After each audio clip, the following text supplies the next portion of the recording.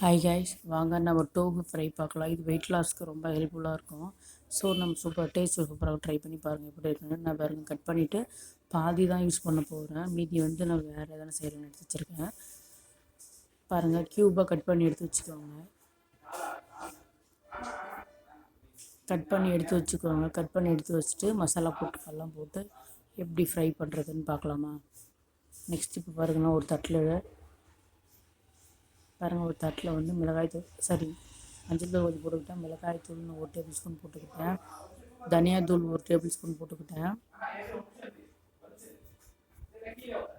இதோடு உப்பு கொஞ்சம் உங்களுக்கு எவ்வளோ வேணுமோ சால்ட்டுக்கு தகுந்த மாதிரி போட்டுக்கோங்க. இஞ்சி பூண்டு பேஸ்ட்டு கொஞ்சமாக போட்டுக்கலாம். இதோடு நான் கொஞ்சோண்டு கடலை மாவு கொஞ்சம் ஆட் பண்ணிக்கிறேன் பைண்டிங்க்காக. ஸோ நீங்கள் இல்லைன்னா நீங்கள் அரிசி மாவு இருந்தாலும் போட்டுக்கலாம். கொஞ்சமாக கரம் மசாலா கொஞ்சம் போட்டுக்கலாம். தண்ணி போட்டு கொஞ்சம் நல்லா மிக்ஸ் பண்ணிக்கோங்க. இன்கேஸ் நீங்கள் லெமன் இருந்தால் லெமனும் கொஞ்சம் புழிஞ்சு ஊற்றிக்கலாம். அப்படி இல்லைன்னா கேர்டு இருந்தாலும் கேர்டு போட்டுக்கலாம்.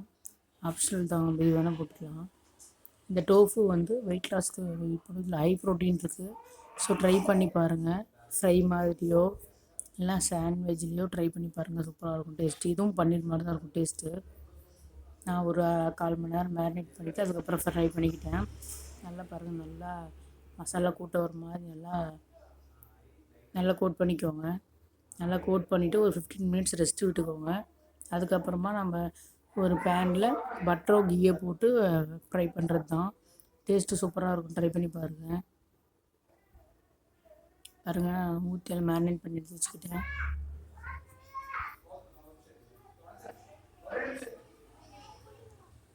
நெக்ஸ்ட்டு பாருங்கள், ஒரு பேனில் நான் கீ கொஞ்சம் போட்டுக்கிறேன். இந்த பேனில் நெய் போட்டுட்டு நெக்ஸ்ட்டு இப்போ நம்ம டோஃபு மேரினேட் பண்ணி வச்சுருது இப்போ போட்டுக்கலாம். ஆட் பண்ணிக்கலாம். ஒவ்வொன்றா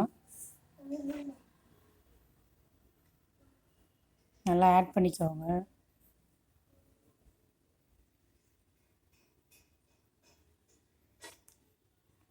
இது வெயிட் லாஸ்க்கு ஹெல்ப் பண்ணும். அதே மாதிரி ப்ரோட்டீன் அதிகமாக இருக்கும் இது.